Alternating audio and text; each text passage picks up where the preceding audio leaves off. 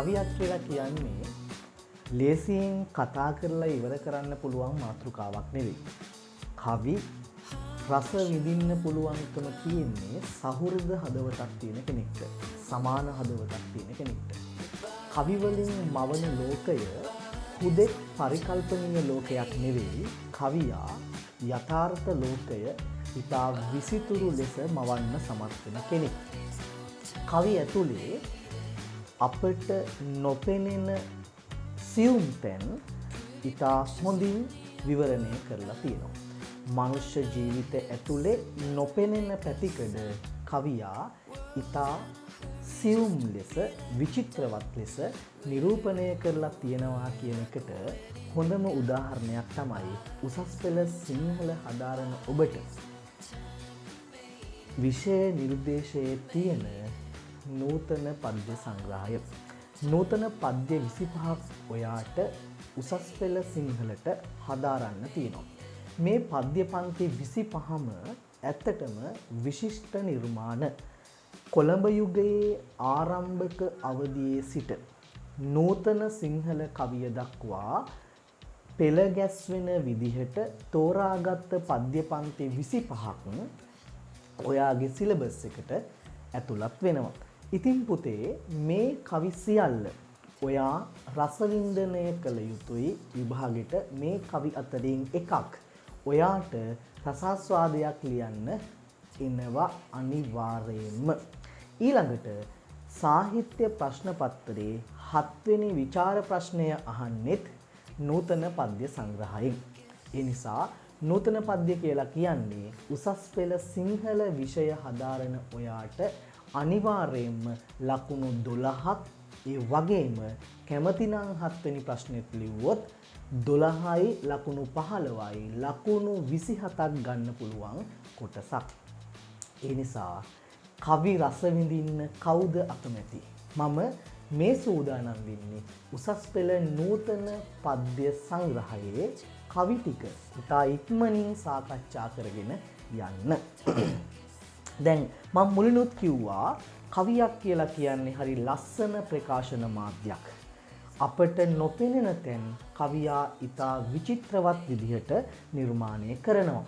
ශබ්ද සහ අර්ථ දෙක එකට මිශ්‍ර වෙච්ච වචන වලින් මවන ලෝකයක් කවි වශයෙන් අපට හඳුන්වන්න පුළුවන්. කවියේ ආරම්භයේ සිට මේ දක්වා ගමන් මඟ දිහා බැලුවට පස්සේ පුතේ අපට දෙපද කවි, සිව්පද කවි, නිසදැස් කවි, සඳැස් කවි මේ විදිහට විවිධ කාව්‍ය ආකෘති වලට රචනා වූ කවි හඳුනා ගන්න පුළුවන්.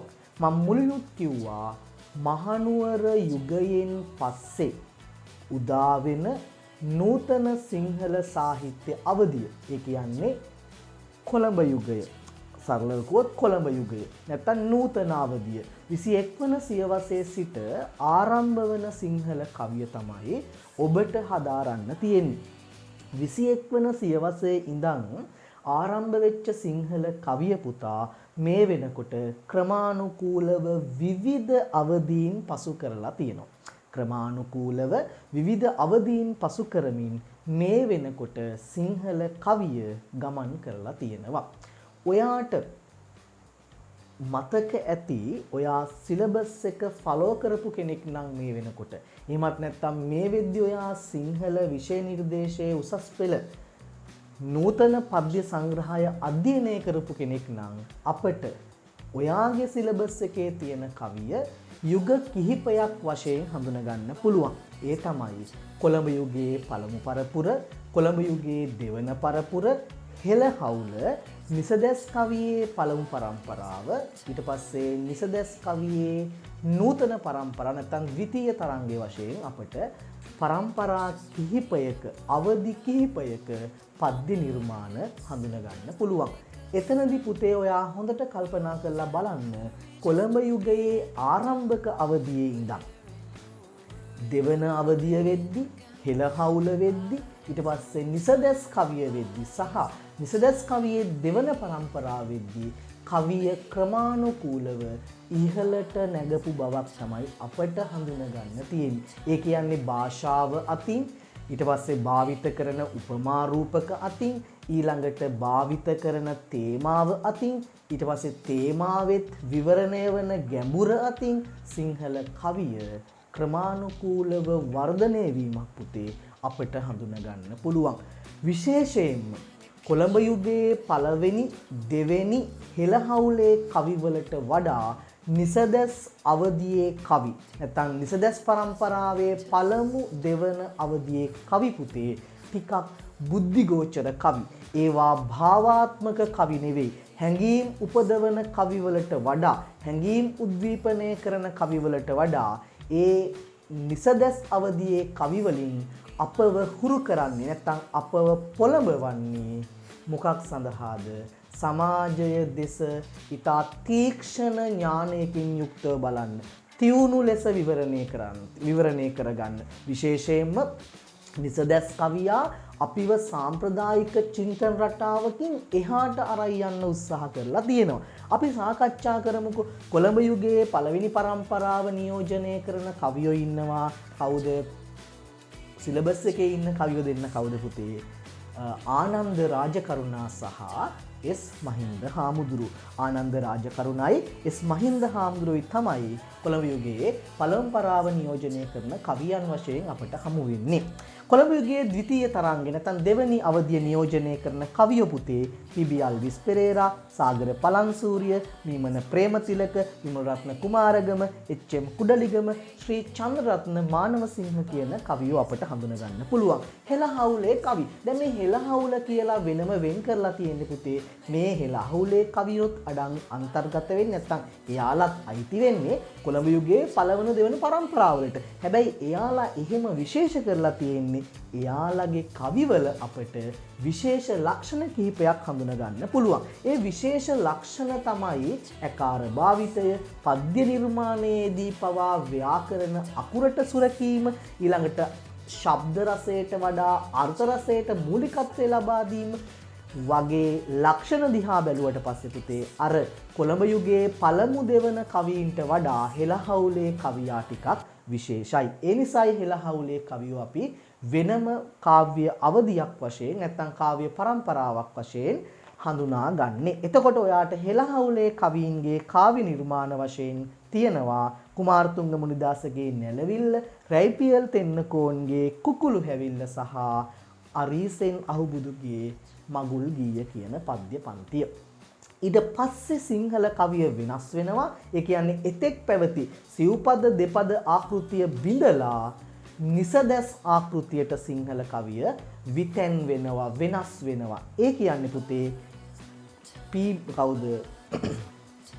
එතෙන්දී ඔයාට හඳුනා ගන්න පුළුවන් පුතේ ජී.බී. සේනානායක විසින් රචනා කරපු දෙවියන් මැරීම කියන පද්‍ය පන්තියේ සිට ජී.බී. සේනානායකයන් විසින් රචනා කරපු දෙවියන් මැරීමේ පද්‍ය පන්තියේ සිට දෙවියන් මැරීම කියන පද්‍ය පන්තියේ සිට ඔයාට ඉතිරි කාව්‍ය නිර්මාණ ටික හම්බ වෙන්නේ නිසදැස් සම්ප්‍රදායෙන්. ඡන්දසින් තොරයි. නිසදැස් කියලා කියන්නේ පුතේ තාලයක් නැහැ. සිව්පදයේ තාලයක් තියෙනවා. නුබතල ලහිරු බබලයි උණුසුම්ය පවන් බිඟු කැල උරයි වන මල් රොන් රසය නවන් එහිලොල නොවි පියබා ආ ගමන මෙවන් සමනල මිතුර නුබටයි මගේ ආයුබවන්. තාලයක් තියෙනවා. හැබැයි නිසදැස් කවියේ පුතේ තාලයක් නැහැ. ඡන්දසක් නැහැ. ඒ නිසා ඒ කවිය ඉස්සරලාම අපට හඳුන්වා දුන්නේ නිසදැස් පද්‍ය සම්ප්‍රදායේ ආරම්භකයා වශයෙන් අපි පිළිගන්නේ සේනානායකයන්, ජී.බී. සේනානායකයන්. ජී.බී. සේනානායක ලියනවා පලිගැනීම කියලා කෙටි කතා සංග්‍රහයක්. ඒ කෙටි කතා සංග්‍රහයේ කවිත් නොවන, ගද්‍යත් නොවන කියවීමේදී ගද්‍ය කියවනවාට වඩා පද සංඝටනාව පිළිබඳ නැත්නම් පද පිළිබඳ විශේෂ අවධානයකින් කියවිය යුතු නිර්මාණ කිහිපයක් එකතු කරනවා. ඒ නිර්මාණ අතරින් එකක් තමයි ඔය කියන දෙවියන් මැරීම කියන පද්‍ය පන්තිය. එතකොට පුතේ දෙවියන් මැරීම කියන පද්‍ය පන්තියේ සිට අපට හමු වෙන්නේ නිසදැස් පද්‍ය නිර්මාණ. මොනවද? සේනානායකගේ දෙවියන් මැරීම, සිරිගුණසිංහගේ අබිනික්මන, අඳුර අපේ දුක නිවාවි ගුණදාස අමරසේකර, මාර යුද්ධය මහගමසේකර, නාගලකන්ද විමල් දිසානායක. ඔය තමයි නිසදැස් කවියේ පළමු පරම්පරාව නියෝජනය කරන කවීන් සහ ඒ කවියන්ගේ කාව්‍ය නිර්මාණ. ඊට පස්සේ පුතේ නිසදැස් කවියේ පශ්චිම අවධිය නැත්නම් නූතන අවධිය දෙවන පරම්පරාව කවුද? පරාක්‍රම කොඩිතුවක්කු දේදුන්න පායාවි හිටත් පාලම උඩින්. ඊට පස්සේ පොඩි දුව මොනිකාරුවන් පතිරණ රන්තැටියක කඳුළු දයාසේන ගුණසිංහ දුරු රට ගිය පුතු බුද්ධදාස ගලප්පත්ති පරමල් රත්නශ්‍රී විජයසිංහ ආදරණීය පාසල නන්දන වීරසිංහ තුරුසෙනග හා තනපඳුර ආර්යවංශ රණවීර නංගිගේ රහසිගත සෙනෙහවීනාව ධර්මසිරි රාජපක්ෂ සතුට ලාල් හැගොඩ. එතකොට ඔන්න ඔය කියන පද්‍ය නිර්මාණ ටික තමයි පුතේ අපට නූතන පද්‍යයේදී ඔයාට හදාරන්න තියෙන්නේ. නැත්නම් ඔයා ඉගෙන ගන්න තියෙන්නේ. හරි. අපි යමු පුතේ කොළඹ යුගයේ පළවෙනි පරම්පරාවේ පළමු කවිය අපට හම්බ වෙන සිලබස් එකේ තියෙන ආනන්ද රාජකරුණා. ආනන්ද රාජකරුණාගේ සමනලයා පද්‍ය පන්තිය. රාජකරුණා කියලා කියන්නේ ආනන්ද රාජකරුණා කියලා කියන්නේ මම මුලිනුත් කිව්වා වගේ කොළඹ යුගයේ පළමු පරම්පරාව නියෝජනය කරන කවියෙක්. ඔහු ළමා පද්‍ය නිර්මාණයේ විශේෂතා දක්වපු කවියෙක්. දැන් සමනලයා පද්‍ය පන්තිය තියෙන්නේ පුතේ ළමයට පරිසරය ගැන අවබෝධයක් ලබා දෙන්න රචනා කරපු කවියක්. දැන් සමනලයා ඔයාට පුතේ රසාස්වාදයකදී නැත්තම් පද්‍ය නිර්මාණයක් රසවින්දනය කරද්දී හඳුනාගත යුතු කාරණා කිහිපයක් තියෙනවා. ඒ තමයි කාටද ලිව්වේ කියන කාරණේ අපි හඳුනා ගන්න ඕනේ. තේමාව මොකක්ද කියන කාරණේ හඳුනා ගන්න ඕනේ. ඒ කියන්නේ පද්‍ය නිර්මාණයක රස විඳින්න නම් පද්‍ය නිර්මාණයේ කාවුදෙසාද කියන කාරණේ තේරුම් ගන්න එපා. දැන් උදාහරණයකට පුතේ ඔයා හිතන්නකෝ රෝසමලේ නටුවේ කටු වන බඹරෝහම හිටු නටුව නොවේ මල සිඹිමි මම ළමයෝ පැණි උරමි වගේ කවියක්. ඒ කවි ලියන්නේ පුංචි ළමයින්ටනේ නේද? අර මේ ගසේ බොහෝ පැණි දොඩන් තිබේ නේද? ඒ වගේ කවි ලියන්නේ කා වෙනුවෙන්ද? පුංචි ළමයි වෙනුවෙන්. එතකොට එහෙනම් ඒ වගේ කවියක් ලොකු කෙනෙක්ට දුන්නම් පස්සේ සමහර වෙලාවට අර අර්ථය ගම්‍යමාන වෙන්නේ නැති වෙන්න පුළුවන්. අර අර්ථයේම යන්නේ නැති වෙන්න පුළුවන්. දැන් උදාහරණයකට රෝසමලේ නටුවේ කටු වනබඹරෝ ඔහොම හිටු නටුව නොවේ මල සිඹිමි මම ළමයෝ පැණි උරමි කියන කවිය වැඩිහිටියෙකුට දැනෙන්නේ ඇත්තටම පුංචි ළමයෙකුට දැනන අදහසින් නොවෙන්න පුළුවන්. ඒ තමයි පුතේ කවියේ විශේෂතාව. ඒ තමයි භාෂාවක මහිමය, භාෂාවේ විශේෂතාව. එතකොට අපි හරියටම තේරුම් ගත යුතුයි විශේෂයෙන්ම ළමා පද්‍ය නිර්මාණයේදී මේ කවිය ලියන්නේ කා වෙනුවෙන්ද කියන එක. එතකොට සමනලයා ලියන්නේ ළමයි වෙනුවෙන් නැත්නම් සමනලයා පද්‍ය පන්තියේ ඉලක්ක පාඨකයා කුඩා දරුවා. එතකොට ඒ ඉලක්ක පාඨකයාට ගැළපෙන විදිහට පුතේ සමනලයා කියන තේමාව ගැළපෙනවා. කවියා පද්‍ය නිර්මාණයට පිවිසෙන්නේ කොහොමද? නුබතල ලහිරු බබලයි උණුසුම්ය පවන් බිඟු කැල උරයි වනමල් රොන් රසය නවන් එහිලොල නොවී පියඹා ආගමන මෙවන් සමනල මිතුර නුබටයි මගේ ආයිබෝවන්. පද්‍ය පන්තිය ආරම්භයේදීම කවියා මොකද කරන්නේ පුතේ?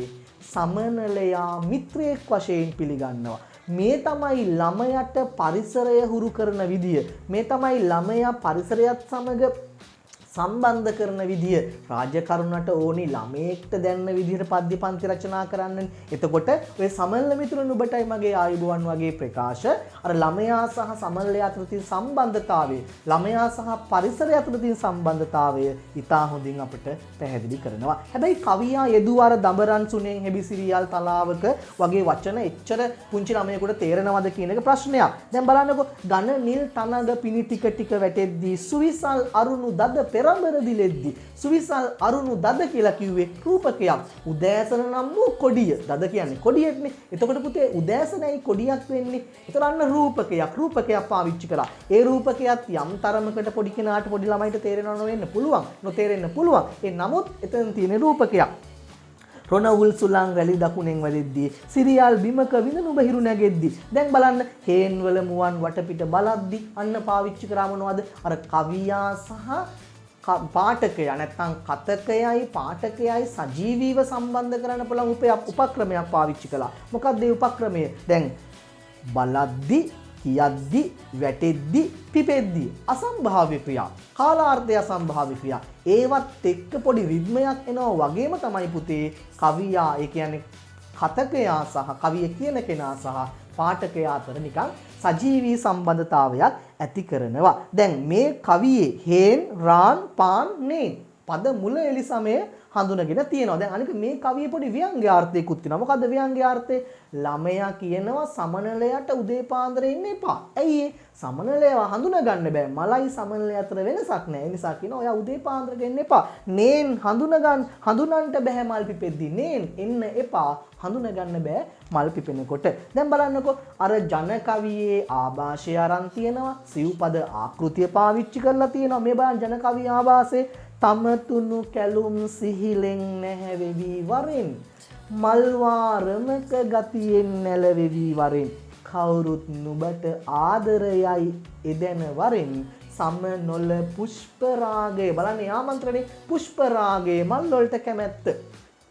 සමනල පුෂ්ප රාගය මා ළඟට වරෙන්. අර ඔන්න මලේ ඔයනා මල නිරාවරින් වගේ ජන කවියේ සමීප බව, ජන කවියේ ආభాෂය කවියා ඉතා විචිත්‍රවත් ලෙස මේ පද්‍ය පන්තියේදී පාවිච්චි කරලා තියෙනවා. සිව්පද ආකෘතිය, ළමා පද්‍ය නිර්මාණයක්, ඊට පස්සේ පද මුල එලි සමය තියෙනවා. ඇතැම් තැනක අර දඹරන් සුනින් හිවිසිරියල් තලාවක වගේ ටිකක් ළමයට නොගැලපෙන විදිහේ පදත් කවියා පාවිච්චි කරලා තියෙනවා. සමස්තයක් වශයෙන් බැලුවට පස්සේ පුතේ සමනලය පද්‍ය පන්තිය ළමයින්ව තේරුම් අරගෙන ළමා මනසට ගැලපෙන විදිහට රචිත, ළමයා සහ පරිසරය එකට සම්බන්ධ කිරීමට සමත් වෙච්ච නිර්මාණයක් වශයෙන්, නැත්නම් ළමයාට පරිසරය පිළිබඳ ආදරයක් ඇති කිරීමට සමත් වෙච්ච නිර්මාණයක් වශයෙන් අපට හඳුනා ගන්න පුළුවන්. දෙවෙනි පද්‍ය පන්තියේ කොළඹ යුගයේ පළමු පරම්පරාව නියෝජනය කරන දෙවන පද්‍ය පන්තිය මොකද්ද? ලක් මවුනි මගේ කවුද ලියන්නේ?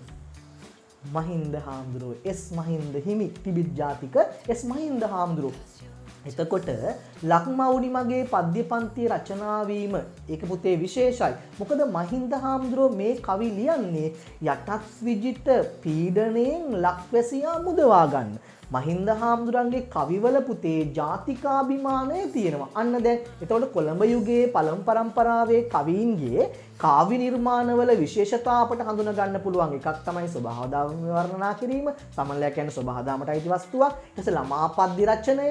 ඊට පස්සේ මේ ලක්මවුනි මගේ පද්‍ය පන්තිය වගේ පද්‍ය නිර්මාණත් එක්ක පුතේ අපට හඳුනා ගන්න පුළුවන් ජාතිකාභිමානී නැත්නම් දේශානුරාගී පද්‍ය නිර්මාණය. මොකද කවිය කියලා කියන්නේ පුතේ එක්තරා ආකාරයකට සමාජ අවශ්‍යතාවක්. කවියා සමාජය තමයි විවරණය කරන්නේ. මේ ලක්මවුනි මගේ වගේ පද්‍ය නිර්මාණයක නැත්නම් කොළඹ යුගයේ පළවෙනි පරම්පරාවෙද්දී පුතේ එස් මහින්ද හාමුදුරුවෝ වගේ කට්ටිය කල්පනා කරා කවිය මගින් මිනිස්සු අවදි කරන්න.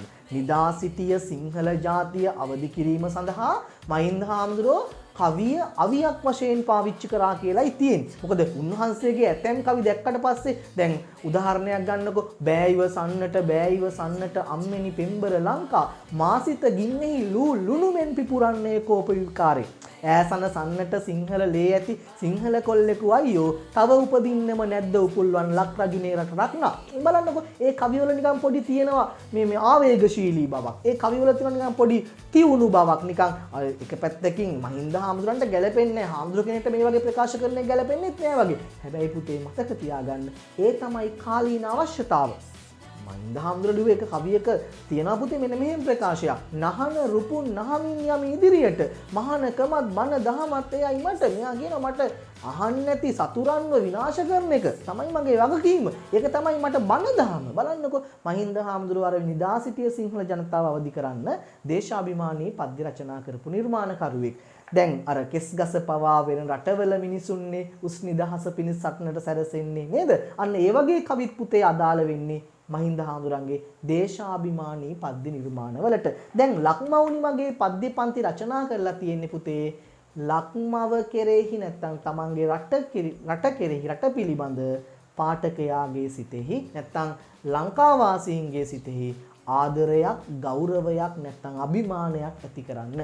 තමන්ගේ රට පිළිබඳ ආදරයක්, තමන්ගේ රට පිළිබඳ ගෞරවයක්, තමන්ගේ රට පිළිබඳ අභිමානයක් ඇති වුණොත් තමයි පුතේ රට රකින්න, විදේශිකයන්ගෙන් ලංකාව බේරගන්න කියන්නේ ඒ රටේ මිනිස්සු උත්සාහ කරන්නේ. ඒ නිසා තමයි මහින්ද හාමුදුරුවෝ මේ ලක්මවුනි මගේ පද්‍ය නිර්මාණය මුළුල්ලෙහිම තමන්ගේ රට නොවුනත් ලංකාව ගැන ඉතා ලස්සන වර්ණනාවක් කරන්නේ.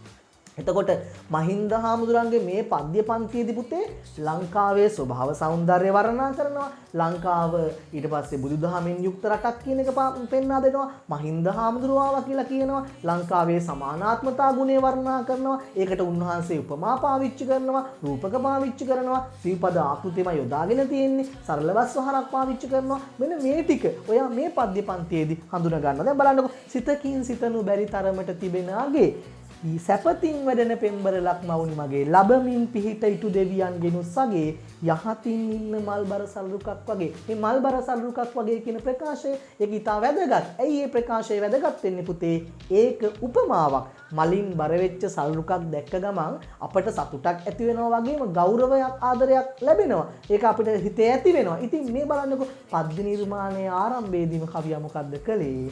ලක්මව පිළිබඳ ඉතා විචිත්‍රවත් උපමාවක් පාවිච්චි කරමින් ලක්මවගේ දරුවන්ට රට පිළිබඳ ආදරයක් ඇති කළා.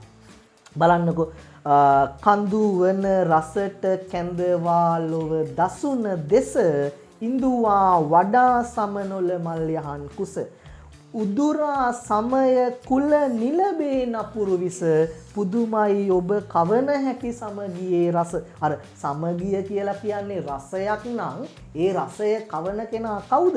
ලංකා මාතාව. එතකොට මොකද්ද මේ බලන්නකෝ තව කවියක් අපි ගමු. මේ නහමක් බලා කිසි විට හොඳ නොහොඳ පැති දහාත ගලන ඔබගේ මහ කුළුණු ගති මහතයි දිගයි ගම්බීරයි කියන යුති මහවැලි කැලණි කළු ගංගල ගලා යති. මහවැලි කැලණි කළු ගංගල ගලා යන්නේ කොහොමද?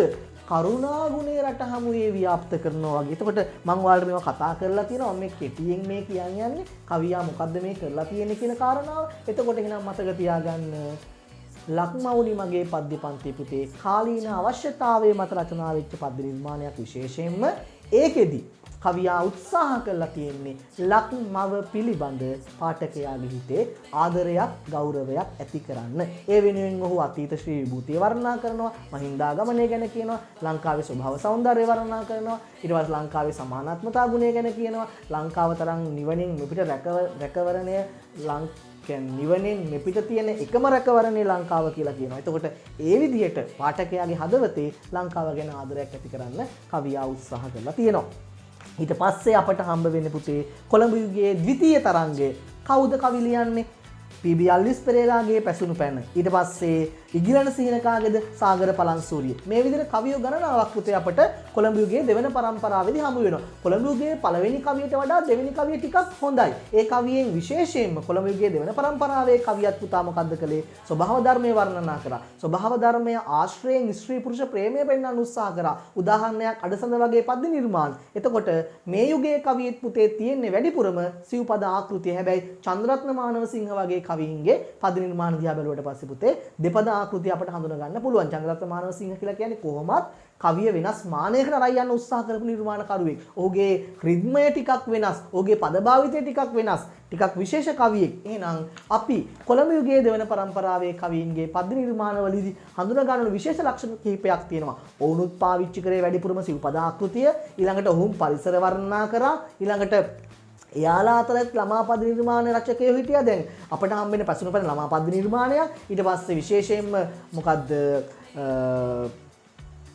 ඉගිලන සිහිනත් ඕනනම් ළමා පද්‍ය නිර්මාණයක් වශයෙන් අපට හඳුනා ගන්න පුළුවන්. විශේෂයෙන්ම පුතේ මොකද්ද ලදරු හැඟුම් කියන පද්‍ය නිර්මාණය අපට ළමා පද්‍ය නිර්මාණයක් වශයෙන් අගය කරන්න පුළුවන්. ඊට පස්සේ මෙයාලා ස්වභාව ධර්මයේ වර්ණනා කරා. ස්වභාව ධර්මයේ ආශ්‍රයෙන් ස්ත්‍රී පුරුෂ ප්‍රේමය නිර්මාණය කරන්න නැත්නම් ස්ත්‍රී පුරුෂ ප්‍රේමය හඳුන්වා දෙන්න මේ කවියෝ විශේෂයෙන්ම සමත් වෙලා තියෙනවා. ඊළඟට තමයි විශේෂම කාරණාව කොළඹ යුගයේ දෙවන පරම්පරාවේ කවීන්ගෙන් අපට පුතේ අර කවි කතාකරණය හඳුනා ගන්න පුළුවන්. විශේෂයෙන්ම මේ යුගයේ කවි කතා ලියපු කෙනෙක් වශයෙන් අපට සාගර පලන්සූරිය හඳුනා ගන්න පුළුවන්. නැත්නම් කේයස් හඳුනා ගන්න පුළුවන්. දැන් බලමුකෝ පැසුණු පැන පද්‍ය පන්තියේ අන්න ළමා කතකේ තමයි ඉන්නේ. ඊට පස්සේ ළමා පාඨකයා තමයි අරමුණු කරගන්නේ. ස්වභාව ධර්මයේ තමයි ළමයාට සමීප කරන්න උත්සාහ කරන්නේ. මල්වල පාට අම්මේ කවුරුද ගෑවේ? දලුවතු පැලී ඒවා කොහොමද ආවේ? මෙතරම් කැසුම ඇයි කහමිලි ආබුවේ? ඉදුකුම්බා කොලේ මොකටද නිදි ඇවේ? පරිසරය පිළිබඳ ළමයට හරි ලස්සන අවබෝධයක් ලබා දෙන්න උත්සාහ කරනවා. මෙතන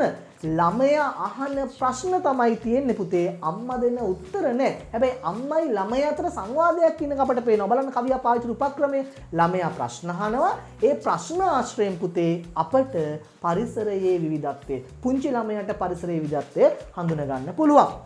දැන් මේ බලන්නකෝ මේ පරිසරය ගැන විවරණයක් විතරක්ම නෙවෙයි. ලස්සන රෝස මල් පඳුරට මොටද කටු, කුමටද බාඳුරා මල් වලට මල් කොකු වලට ගොටු, කජු ලුණු මිදලි ගස්වල මේ ඇලෙන හොටු, ගෑවේ කවුද කිවමන මට කෙනෙකු දුටු. දැන් මෙතන පුතේ ලස්සන රෝස මල් පඳුරට මොටද කටු.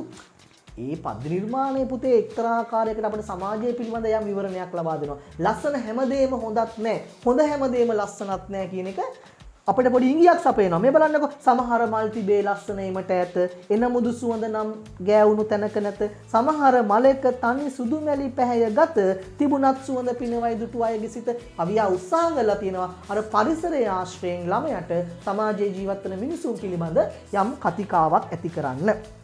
සමාජයේ විවිධත්වය, පරිසරයේ විවිධත්වය බලන්නකො මිනිස්සුන්ගේ විවිධත්වය කවියා මේ පරිසර විවිධත්වය ආශ්‍රයෙන් ප්‍රකාශ කරන විදිය කළු මැදිරිය කළුය, ඇක්ටේරිය සුදුවේ, කොස් කහ පතංගි රතු, එක කැලයක පොදුවේ, හටගත් ලී මෙසේ නෙක පැහැයට බෙදුවේ, අම්මේ කවුද පවසනු මැන පින් සිදුවේ. එහෙනම් බලන්න ඒ කවියත් විශේෂයි. ළමයට පරිසරයේ තියෙන ශාඛවල විවිධත්වයේ ආශ්‍රයෙන් මිනිසයා විවිධයි. පරිසරයේ ජීවත් වෙන, සමාජයේ ජීවත් වෙන මිනිසුන් එකිනෙකාට වෙනස් කියන කාරණාව පැහැදිලි කරනවා. ලෙලි කටු පැංගිරි කිඳි සහිතව හටගත්තයි, පැණි රස කහට රහපල ඇති බව ඇත්තයි, සමහර ගෙඩි ඇඹුල් සමහර ගෙඩි තිත්තයි. මේ කියන්නේ නිකන් ගෙඩි ගැන විතරක් නෙවෙයි කියන එක අපට පැහැදිලි. එහෙනම් පුතේ මේ පැසුණු පැන පද්‍ය නිර්මාණයත් ළමා පාඨකයන් උදෙසා නැත්නම් ළමයි උදෙසා ළමා කතකෙක් මාර්ගයෙන් නිර්මාණය කරපු සිව්පද ආකෘතියෙන් යුක්ත ඉතා සරල ළමයාට තේරුම් ගන්න පුළුවන් පද භාවිතයකින් යුක්ත වෙච්ච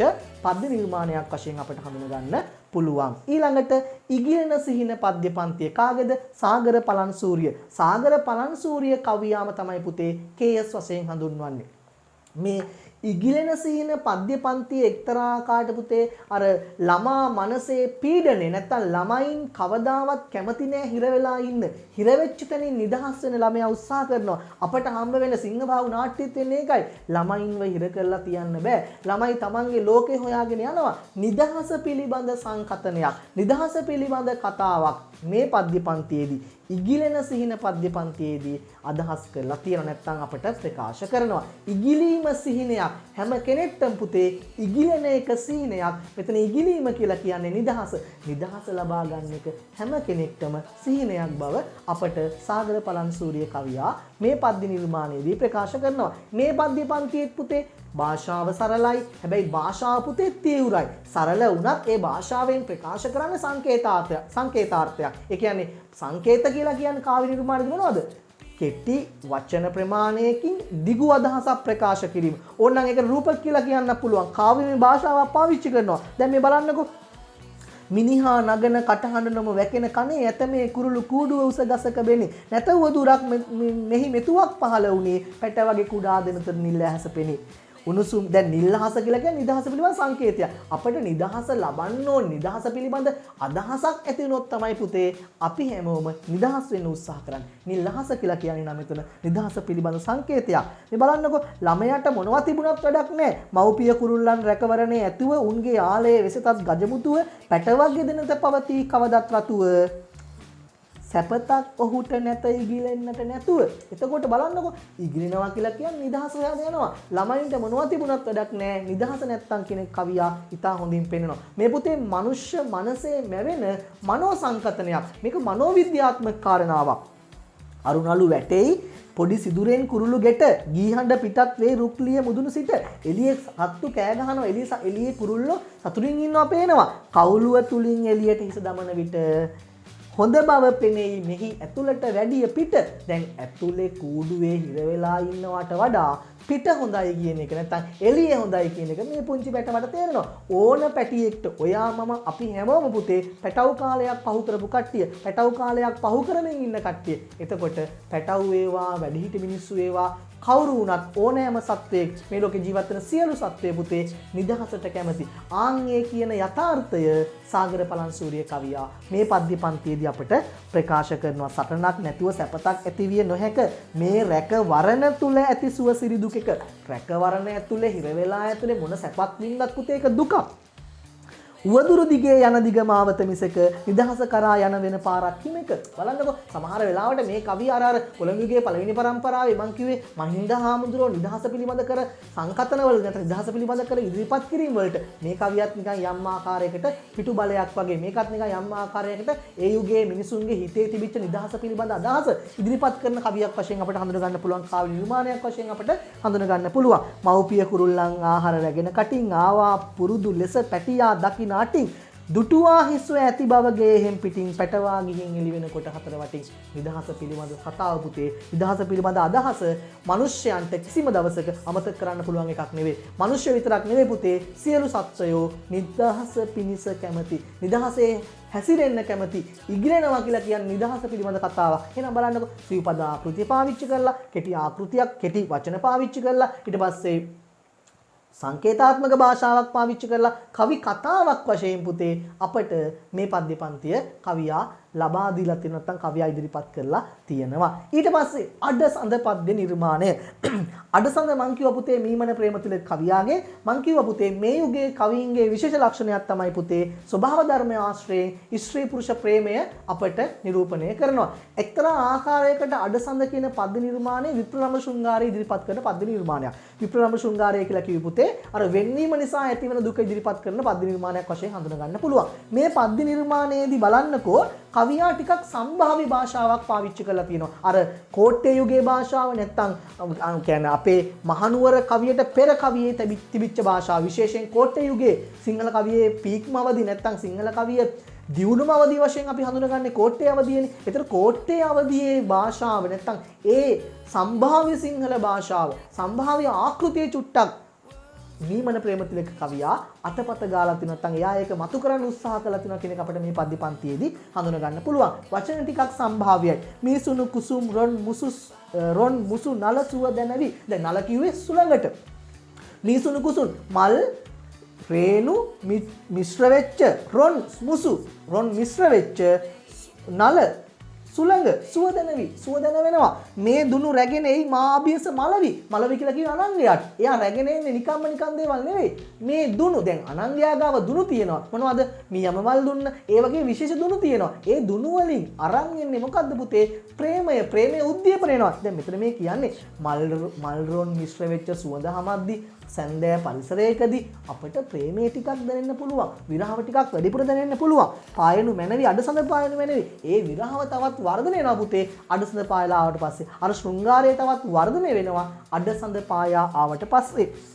බලන්නකො මේ කවියේදී පිඬු කළ අමා තරුණියකගේ අදර යුගෙන් තොල් දෙකෙන් අඩු වැඩි නොකර ගත හැකි බව උගෙන මගෙන් පඳු පැහැ මවා රන් මුසු කර වැඩිව අගෙන් උඩුතොල ඇගේ පිළිරුව කර රැගෙන නැගේ. අඩසඳට කියනවා උඩුතොල වගේ නැගෙන්නේ. මං කිව්වේ ස්වභාව ධර්මයේ ආශ්‍රයෙන් ස්ත්‍රී පුරුෂ ප්‍රේමය වර්ණනා කිරීම කොළඹ යුගයේ දෙවන පරම්පරාවේ කවීන්ගේ විශේෂ ලක්ෂණයක්. දැන් මේ පද්‍ය පන්තිය සම්පූර්ණයෙන් පුතේ අඩසඳ එක තැනකදී කාන්තාවගේ උඩුතොලට සමාන කරනවා, තව තැනකදී පුතේ නළල තීර සමාන කරනවා, නළලට සමාන කරනවා, තව තැනකදී පුතේ කරාඹුවලට සමාන කරනවා. ඒ විදිහට රන්තැමිලි ඇස්සකට සමාන කරනවා. මේ විදිහට පුතේ කවියා අඩසඳ ආශ්‍රයෙන් ස්ත්‍රියගේ රූප වර්ණනාව ඉදිරිපත් කරලා තියෙනවා. අර මේ යුගයේ හම්බ වෙන වෙනත් කවීන්ට වඩා මේ කවියගේ විශේෂතාවක් තියෙනවා. වචන ටිකක් සම්භාව්‍යයි. හැබැයි එයත් පාවිච්චි කරලා තියෙන්නේ සිව්පද ආකෘතිය ශෘංගාරාත්මක පද්‍ය නිර්මාණයක් වශයෙන් අපට අඩසඳ පද්‍ය නිර්මාණය හඳුන ගන්න පුළුවන්. ස්ත්‍රී පුරුෂ ප්‍රේමය තමයි ඒකේ විග්‍රහ වෙන්නේ. ඊට පස්සේ වන්නේ සැන්දෑව. ඔන්න කොළඹ යුගයේ හිටපු දාර්ශනිකම කවියා වශයෙන් අපි හඳුනගන්නේ විමල රත්න කුමාරගම. විමල රත්න කුමාරගම කියලා කියන්නේ පුතේ මේ යුගයේ හිටපු විශේෂම කවියෙක්. ඔහු මිනිස්යාගේ මනස පිළිබඳ ඉතා හොඳ විග්‍රහයක් කාව්‍ය මගින් ඉදිරිපත් කරපු කවියෙක් වශයෙන් හඳුනා ගන්න පුළුවන්. දැන් වන්නිය හැන්දෑවත් පුතේ ප්‍රේමය පිළිබඳ කතාවක් තියෙනවා. වන්නියකදී තරුණියක් හමු වීම නිසා ඇතිවන සතුට ඒ අවස්ථාව තමයි පුතේ කවියා මේ වර්ණනා කරලා තියෙන්නේ. මං කිව්වේ මේ යුගයේ කවියෝ ස්වභාව ධර්මයේ ආශ්‍රයෙන් ස්ත්‍රී පුරුෂ ප්‍රේමය වර්ණනා කරනවා.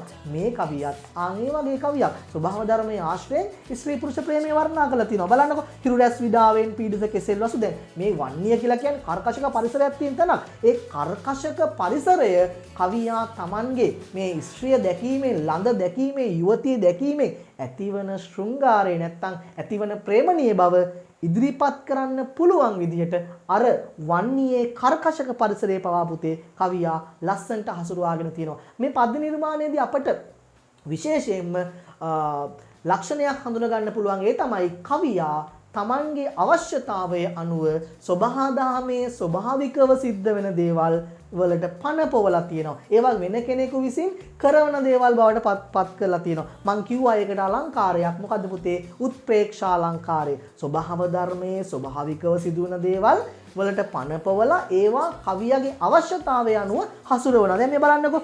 ඔන්න බලන්න.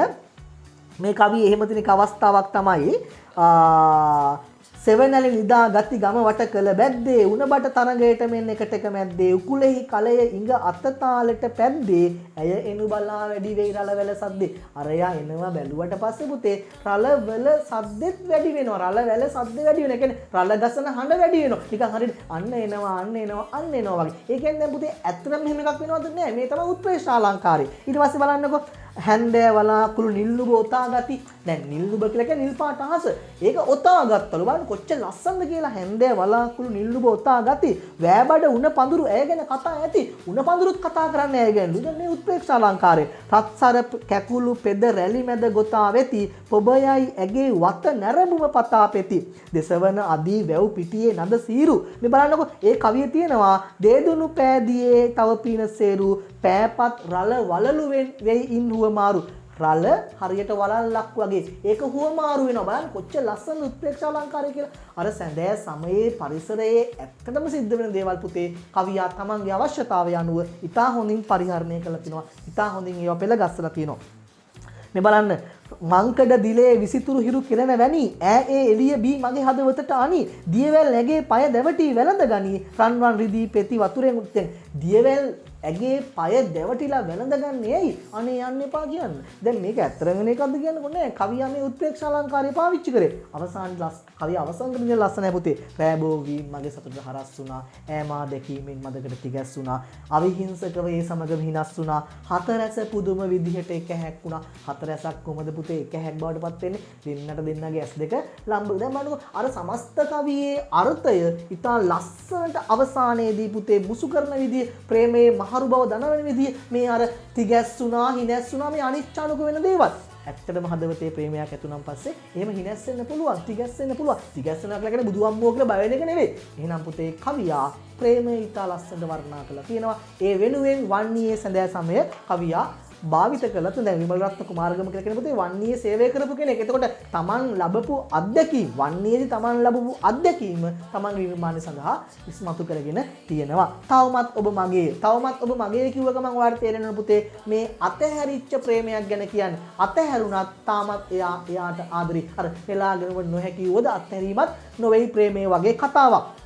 එතකොට එච්.එම්. කුඩලිගම කවියා මේ කුඩලිගම කවියත් පුතේ පාවිච්චි කරලා තියෙන සිව්පදාකෘතියමයි මේ ප්‍රේමය. කියන්නේ මේකත් පුතේ අහිමි ප්‍රේමයක්නේ. මේකත් මගහැරිච්ච ප්‍රේමයක්නේ. එතකොට මේකත් වියෝග වෙච්ච ප්‍රේමයක්නේ. වියෝ වෙච්ච ප්‍රේමයක්නේ. එතකොට මේ පද්‍ය නිර්මාණයේදී කවියා අර ඒත් කරන්නේ මොකද්ද? ස්වභාව ධර්මයේ ආශ්‍රයෙන් පුතේ තමන්ගේ අර ප්‍රේමය ගැන සිහිපත් කරනවා. ස්වභාව ධර්මයේ ආශ්‍රයෙන් තමන්ගේ ප්‍රේමය ගැන වර්ණනා කරනවා. මේ දැන් මෙතනක් තියෙන අහිමි ප්‍රේමයක්. අපිට පස්සේ හම් වෙනවා පුතේ දෙවෙනි පරම්පරාවේදී අපිට හම් වෙනවා දේදුන්න පායාවේ හිතත් පාලමුඩින් පද්‍ය නිර්මාණය. හැබැයි මතක තියාගන්න මේ කවියට වඩා දේදුන්න පායාවේ පද්‍ය නිර්මාණයේ ඉන්න අහිමි ප්‍රේමවන්තයා ටිකක් ඇඩ්වාන්ස්. එයා ටිකක් ප්‍රබලයි. මෙයා ටිකක් චුට්ටක් අර අපි කියන්නේ නහයෙන් ගන්නවා වගේ ඒ වගේ එකක් තියෙන. ඇත්තටම නහයෙන් ගන්නව නෙවෙයි. මේ තමයි ඒ යුගයේ කවියන්ගේ කාව්‍යමය චින්තාව.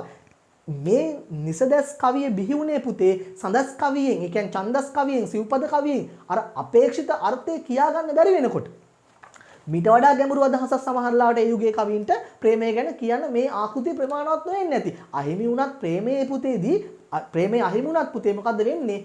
ප්‍රේමය අහිමි වුණාට පස්සේ ඒ ප්‍රේමය අහිමිව දරාගත්ත විදිය අර දෙදුන්න පායාව හිටත් පාල මුඩින් පද්‍ය පන්තියේ කතකයා ඉතා හොඳින් කරලා තිනවා. ඉතින් මේ තමයි අර නිසස් කවිය බිහි වෙන්න හේතුනේ වෙන්නේ වගේ කාරණා.